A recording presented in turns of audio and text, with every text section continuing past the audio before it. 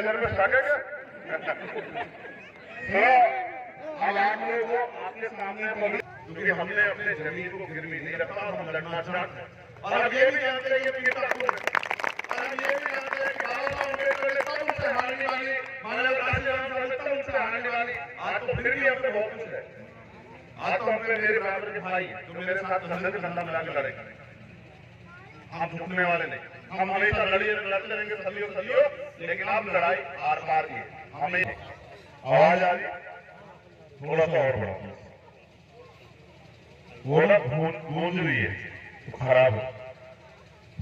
मुझसे पहले सभी बातें हमारे सभी वक्ताओं ने कही। यहाँ दिख रहा हूं मैं, ये नीचे आ जाओ, दिख रहा हूं ना इधर वालों को, नीचे आओ यहीं ठीक, तुम इधर आओ ना, कहाँ वहां घुटनों बैठे, चलो वहां खड़े हो जाओ, वहां चलो, कहाँ घुटनों बैठे, कितनी देर बैठ पाओगे?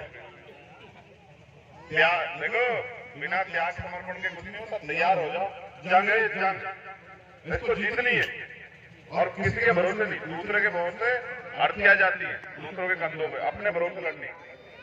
ये बताना है कि हम भी किसी से कम नहीं है। बात बताता हूं तो सच ये है। अब ठीक है, रोकने से आगे ये देश 15 अगस्त 1947 यानी के लगभग 2 साल से भी ज्यादा के समय के बाद इस देश में संविधान है, जो संविधान आजादी, सामाजिक आजादी की जात जाति के आधार पर किसी के साथ अन्याय, अपमान, ऊंच नीच, छुआछूत, भेदभाव, आर्थिक आजादी। ये गरीब का बेटा भी सरकारी नौकरी में, प्राइवेट रोजगार करके, बिजनेस करके, खेती करके भी वो भी अमीर बन सकता है। धार्मिक आजादी, हिंदू हो, मुसलमान हो, सिख हो, ईसाई हो, सब अपने धार्मिक आयोजन को, बुद्धिस्ट हो, वो कर सकते हैं। फिर कैसे आजादी कि खुली हवा में सांस ले सकते हैं, स्टेज लगा के प्रोग्राम कर सकते हैं, अपने लोगों को समझा सकते हैं, उनकी बात सुन के आंदोलन कर सकते हैं, संघर्ष कर सकते हैं, अपने हकों की लड़ाई कर सकते हैं। ये सब कहां से मिला? संविधान से। आज अगर मैंने इतने अच्छे कपड़े पहने किसकी वजह से मिले? संविधान की वजह से। आज हमारा मंच सजा किसकी वजह से सजा? आज अगर माइक में बात रख पा रहे हैं किसकी वजह से? संविधान। हमारी सुरक्षा के लिए पुलिस के लोग खड़े हैं, इनका धन्यवाद। किस वजह से? संविधान। हमारी बहन ग्राम पंचायत की मेंबर से लेके प्रधान, बीडीसी, जिला पंचायत, सभासद, पार्षद, चेयरमैन, विधायक, एमपी, मुख्यमंत्री, राज्यपाल, मिनिस्टर, प्रधानमंत्री, राष्ट्रपति अगर बन सकती है तो किस वजह से? संविधान। अगर ना होता संविधान तो कोई महिला डॉक्टर, इंजीनियर, IAS, IPS बन पाती क्या? नहीं। कोई महिला पढ़ पाती क्या? नहीं। कोई महिला कुर्सी पर बैठ पाती क्या? ये कहां से आया? संविधान। अगर देश की सबसे पुरानी पार्टी की के बड़े नेता की बेटी इंदिरा गांधी भी अगर प्रधानमंत्री बनी तो किस वजह से बनी? संविधान की वजह। अब इस बात को समझो कि जिन लोगों का अधिकार नहीं है उनको अधिकार कैसे मिले। एक समिति बनी, लोक लेखा समिति, लोक कल्याण समिति। उसके लिए जनता चयन करती है कि हमारी लोकसभा से कौन चुन के जाएगा, जनता उसको वोट देती है और जिसको 50% से ज्यादा जितना वोट पड़ा है उसके हिसाब से 51% के लगभग जिसके पास सहमति होती है वो जीत जाता है। अगर 49% दूसरे को मिल जाए तो हार जाता है। 50% से ज्यादा जिसको मिलती है वो जीत जाता है। उसकी जिम्मेदारी क्या थी? जिम्मेदारी ये थी जिन पे घर नहीं उनकी सूची बना के उनके घर बनवाए जाए, जिन पे जमीन नहीं उनको खेती करने के लिए जमीन दी जाए, जिन पे रोजगार नहीं उनको रोजगार दे, जहाँ स्कूल नहीं अच्छे स्कूल बनाए जाए, जहाँ कॉलेज नहीं अच्छे कॉलेज बनाए जाए, जिनके पास अच्छे हॉस्पिटल नहीं वहाँ अच्छे हॉस्पिटल बनाए, पढ़े लिखे लोगों को रोजगार देने की व्यवस्था बनाया जाए, सरकारी सिस्टम बने। ये सारा सिस्टम बनाने के लिए क्या कहते हैं आज सरकार। आज 70 साल से ज्यादा हो गए, सुबह मजदूरी में जाते हैं तो शाम के समय में पैसे इकट्ठा होते हैं कि घर का राशन और घर की सुविधाएं पूरी हो। पार्टियां बदली, नेता बदले, मुख्यमंत्री बदले, प्रधानमंत्री बदले, लेकिन आपके जीवन में कुछ नहीं बदला। आपको अगर कुछ करना है अपने जीवन में तो मेहनत मजदूरी ही करनी है। जितने लोग यहाँ बैठे, पढ़े लिखे लोग कितने बैठे हैं? रोजगार मिल रहा है क्या? कोई सरकारी नौकरी मिल रही है क्या? 69,000 शिक्षक भर्ती हुई, घोटाला कर दिया। ये राजनीति में हिस्सेदारी न करने का सबसे बड़ा दंड ये होगा जो लोग आपके प्रशासन करें। पढ़े लिखे नौजवान जो देश की पॉलिसी बना सकते हैं, जो प्रदेश की पॉलिसी बना सकते हैं, जो अपने लोगों के लिए नए कानून बना सकते हैं, कानून को लागू करा सकते हैं, वो सड़कों पे बेरोजगार घूम रहे हैं पढ़े लिखे, क्योंकि पढ़े लिखे लोगों को अवसर नहीं मिल रहा। फिर हमने प्रयास किया कि हम मिलकर स्टार्टअप को बनाए। आज इसलिए मैं आपके बीच में हूँ। मैं आपको बहुत जिम्मेदारी से बात कह रहा हूँ। सब यहाँ समझदार लोग बैठे हैं, हर जाति धर्म के लोग बैठे हैं। आप अपनी परेशानियों को एक कागज पे लिख के मुझे दे दो, जितनी परेशानियां आपकी है, और मैं आपको गारंटी देता हूँ कि मैं लिख के देता हूँ कि बहुत कम समय में मैं आपकी सारी परेशानियां अपने भाइयों के सहयोग से, आंदोलन के सहयोग से हल करने का काम कर दूंगा। मैं वचन दे कहता हूँ। आपकी जिंदगी में जो गरीबी है, बेबसी है, ये क्यों है? जब हम सारा टैक्स दे रहे हैं तो हमारी जिंदगी में बदलाव क्यों नहीं हो रहा? हम मेहनत हमसे ज्यादा कोई करता है क्या? लोग 8 घंटे मेहनत करते हैं, 12-12 घंटे मजदूरी करते हैं, करते हैं नहीं करते? खेतों में काम करते हैं, 150 रुपए 200 रुपए में पूरा देश डूबता है। अभी एक घटना हुई, मुझे बात आपसे पता नहीं, सुनोगे? मुजफ्फरनगर का एक परिवार कोल्लू में काम करने के लिए बागपत गया। कहाँ गया? बागपत में वो कोल्लू में काम कर रहा, पूरा परिवार चला गया। दोपहर में जब वो उनके माँ बाप रोटी खाने चले गए, उनकी एक बच्ची थी, जैसे हमारी बहनें करी, नाबालिग बच्ची, वो कोल्लू में झोंक रही। 3 बहुत ही नीच लोग, बहुत ही, मैं उसको किस शब्दों में बयां करूं, वो उस बच्ची को बदतमीजी से पकड़ लेते हैं। जब पकड़ लेते हैं तो वो अपनी जान बचाने के लिए, अपनी इज्जत बचाने के लिए हल्ला मचाती है, उनसे झगड़ा करती है, तो वो उसको उठा के कोल्लू में फेंक देते हैं। 60% वो बच्ची, देखो मैं बता रहा हूँ, वोट करने का महसूस करना कि वो हमारी बहन है, अपने दिल में हाथ रख के महसूस करना। 60% वो बच्ची जल जाती है। उसके माँ बाप आवाज सुन के सीट से भाग के आते हैं, उसको निकालते हैं। फिर वो सोचते हैं अपने माँ बाप अपनी बच्ची को बचा ले, तो मालिक जिन लोगों ने वो अपमान किया, उनके लोग उसको दबाव बना के रोक लेते हैं। वो कहते हैं अस्पताल ले चलो, कहते हैं नहीं अस्पताल ले जाएंगे। फिर वो एम्बुलेंस नहीं बुलाते, फिर जबरन अपनी गाड़ी में घेर के उसको दिल्ली ले जाते हैं। दिल्ली में ले जाके ये जो ऐसे लोग हैं ना, वो इंतजार करते हैं कब उनके घर में तकलीफ हो, क्योंकि वो अपनी बहन को बहन मानते हैं। वो किसी गरीब की बेटी को, किसी कमजोर की बेटी को बहन नहीं मानते हैं। वो इंतजार करते हैं कब मेरी बहन के साथ ऐसा, तब उसको तकलीफ का एहसास। मैं आपको सिर्फ एहसास करा रहा हूं, महसूस करोगे वो आपकी बच्ची, फिर बताना कैसा लगता है। वो उसको दिल्ली ले जा लेते हैं, वो उसके माँ बाप, और दिल्ली में छोड़ के उनको भगाते हैं। उसका भाई जाता है थाने में रिपोर्ट कराने, SHO लिखने से मना कर देता रिपोर्ट, कह रहा मैं अभी जांच करूंगा। वो वापस आ रहा होता है तो वही ताकतवर लोग के गुंडे उसको पकड़ लेते हैं, उसको पीटते हैं। वो डर के अपनी जान बचा के तरह से भाग के वहां से आता है। वो बच्ची 60% जली हुई अपनी जिंदगी मौत के बीच लड़ रही है। उसके माँ बाप कहते हैं भाई इलाज के लिए पैसे की व्यवस्था करा दो, कोई पैसे की व्यवस्था नहीं कराता। फिर उसके माँ बाप को बुला लेते हैं कि आप छोड़ो उसको, बचेगी नहीं बचेगी, लेकिन ये हमारा काम करो कोल्लू वाला जो आपने ले रखा है। मजबूरी में उनके माँ बाप को वहाँ काम करना पड़ता है, उनको बंधक बना लेते हैं। फिर खबर आती है भीम आर्मी के लोगों को कि भैया हमारे साथ ऐसा हो गया। फिर भीम आर्मी के लोग जाते हैं, उनको मुकदमा दर्ज कराते हैं। उस बहन के इलाज की जिम्मेदारी उठाते हैं। जब वो थोड़ी सी ठीक हो जाती है तो उसको मुजफ्फरनगर ले आते हैं। जब मुजफ्फरनगर ले आए तो मुझे उन्होंने कहा कि भैया मुजफ्फरनगर आ गई, उनका परिवार एक बार आपसे मिलना था। मैं मिलने गया, वो 60 मिनट चली बच्ची, वो मुझे इतना आंखों में आपने डाल के देखी, मुझसे उम्मीद करती है कि मेरा भाई आया, मुझे न्याय मिलेगा। मेरे पास उसको कहने के लिए कुछ नहीं है, मैं क्या जवाब उसको बताऊं? आप बताओ। कानून व्यवस्था होते, सब कुछ होते, उसके साथ इतना अन्याय क्यों हुआ? कोई जवाब है आपके पास? वो आंसू बहा रही और मुझसे कहती भाई मेरे अपराधी को सजा दिलाना, मैं क्या करूं?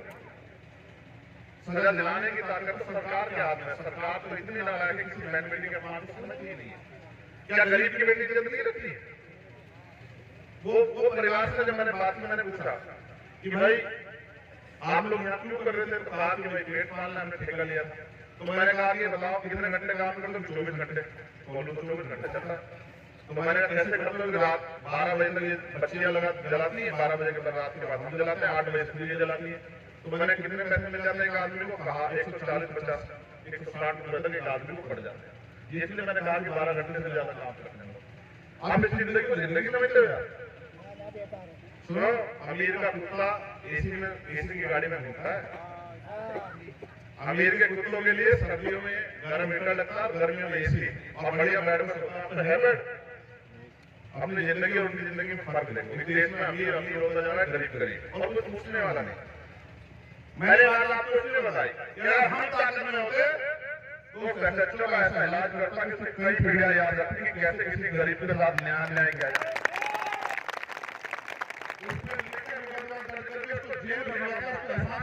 किसी को पैसों के दबाव में, ताकत के दबाव, किसी की बेटी को न्याय देने के बीच में बाधक बनने का परिणाम क्या होगा? मगर मैं क्या करूं? मैं सड़कों में तो लड़ रहा हूं। जब तक मेरे पास संवैधानिक ताकत नहीं होगी तो मेरी बात का असर कैसे होगा? अभी तो मैं क्या करता हूँ, मेरे साथ अन्याय से जाकर मदद कराता हूँ, लेकिन सोचो अगर मेरे हाथ में आपने ताकत ली तो क्या कोई पॉलिसी नहीं बना पाऊंगा मैं आप लोगों के लिए? बताओ, क्या मैं अपने उन भाइयों का ध्यान नहीं रख पाऊंगा जो लोग बेरोजगार घूम रहे? इतनी योजना बना के बैठे हैं, लेकिन क्योंकि अमीरों ने पैसे की व्यवस्था कर दी कि पैसा बांट के वोट खरीद लो, इसलिए गरीब आदमी की जेब में पैसा नहीं, वो पैसा देता। लेकिन काशीराम साहब ने तैयार किया, उन्होंने कहा वोट की रक्षा ऐसे करने से बहन बेटी की रक्षा करनी है। मैं अपने नौजवान भाइयों को आज अच्छा हुआ तुम लोग मेरे सामने, ये बताओ इस जुल्म के खिलाफ क्या करूं मैं? बताओ मुझे जवाब दो। मैं तुमसे पूछना चाहता हूँ, अपने नौजवान यहाँ बैठे, क्या मैं इसके खिलाफ घूमने लेके घर जाके बैठे हूँ या लड़ू? बताओ, लड़ो।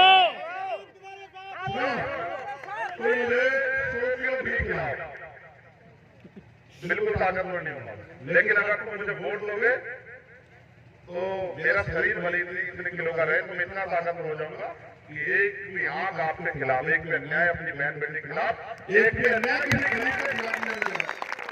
ठीक है? तो लड़ाई है इस देश में, संविधान में सच है, लेकिन लड़ाई देश में ये भी है कि हम स्वाभिमान सम्मान का जीवन प्राप्त करेंगे नहीं करेंगे। वो जो सुख सुविधाएं लोगों को मिले गरीबों तक पहुंचेंगे नहीं पहुंचेंगे। इन बहन बेटियों को जो मजबूरी में पढ़ाई छोड़ के खेतों में जाकर काम करना पड़ता है, फैक्ट्री में काम करना पड़ता है, अपमान करना पड़ता है, डॉक्टर इंजीनियर बच्चे भी जाते आहार में गाली खानी पड़ती है, कब तक चलेगा?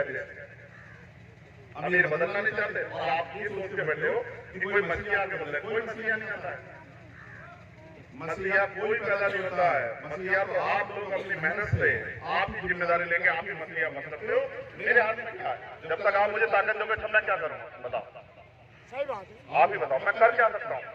लेकिन अगर आपने ताकत दी फिर मैं आपको बताऊंगा किस तरह लड़ा जाता है। देखो उनके पास माफिया है, उनके पास मीडिया है, उनके पास धन है, उनके पास साधन है, उनके पास सरकार है। मेरे पास आपके अलावा है क्या? ये भी बताओ भाई, माफिया क्यों है? क्यों दलित पिछड़ों की आवाज उठाना गलत है क्या? पहलवान बेटियों के सम्मान की लड़ाई लड़ना गलत है क्या? अगर ये गलत है तो फिर तो मैं इसको करूंगा, लेकिन आप कब तक इंतजार कर रहे हो? वो गोली पिछले बार बच गई, हम इंतजार करें गोली बीच में निकल जाए। मैं गोली से नहीं डरता, मैं तो आपकी बेवकूफी से डर रहा हूं। कब तक आप ऐसे लोगों को भरोसा करोगे जो आते हैं चुनाव के बीच आपको ठगने चले जाते हैं? मैं आपसे साथ मांगने आया लड़ाई को जीतने के लिए, क्योंकि देखो मेरे जाने के बाद पैसे वाले में आएंगे, वो कहेंगे छोड़ो चले गए, क्या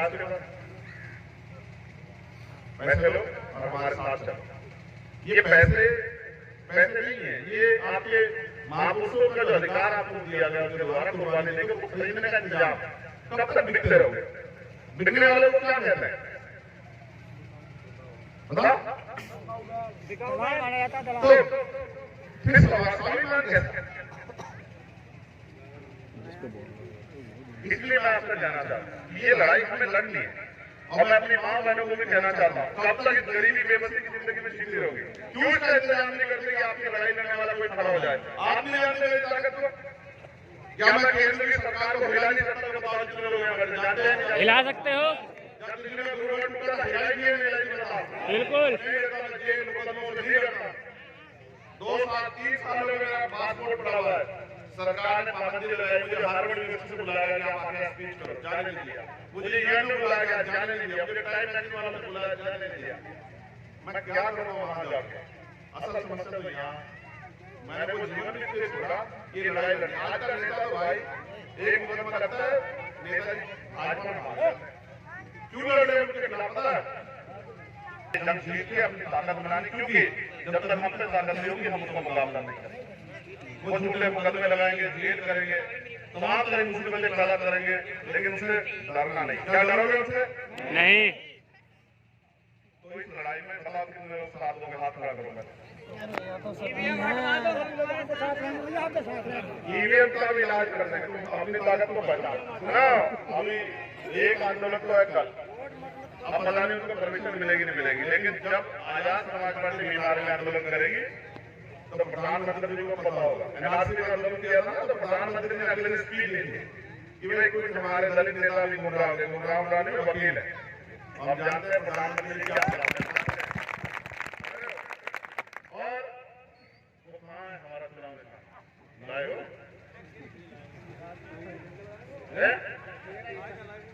पैसे को ये पैसे भी तो लेने भाई बात सुनो, देखो ये भी सीधी बात। काशीराम साहब कहते जो सहारा देगा सारा मिलेगा। अगर वास्तविकता में आप हमारा साथ देना चाहते हैं तो ये रखिए हमारी पगड़ी, इसमें चाहे आप 1 रुपए का सहयोग करो, लेकिन सब क्योंकि ये आपकी और हमारी संयुक्त लड़ाई। मैं चाहता हूँ कि आप 1 रुपए, क्योंकि साहब कहते थे एक वोट और एक नोट, चाहे आप 1 रुपए का सहयोग करो, लेकिन इस पगड़ी में सहयोग करो जो मेरी हिम्मत बढ़े। क्योंकि मैं जिस गाँव में गया था उन लोगों ने मुझे वादा दिलाया कि मेरा साथ देंगे। दोनों हाथ मार के मैंने बता जो साथ देंगे, दोनों भाई एक से नहीं मारूंगा, मैं एक से मारूंगा कि आप दिखावा करें। और वो जो वहां मेरे सामने वो जो उसमें चढ़ रहे ऊपर वहां, वो ये पीली टी शर्ट में जो खड़ा है एक लड़का, वो आप उसमें जाके अपने आप चल के जाओ। जैसे आप जाते हो ना भगवान के मंदिरों में कि भाई हमारी जिंदगी बदल जाए, ऐसे जाओ आप अपनी जिंदगी बदलने के लिए। लड़ाई की जिंदगी बदलेगी, चाहे 1 रुपए का सहयोग करो। और ये बहनें जो इंदिराओ, जो बहनें खड़ी है, ये जो फोन लेके बहनें खड़ी है, तो मेरे पास भेजो, वो सब खड़ी है उनको भेजो, उनसे बात कर लिया।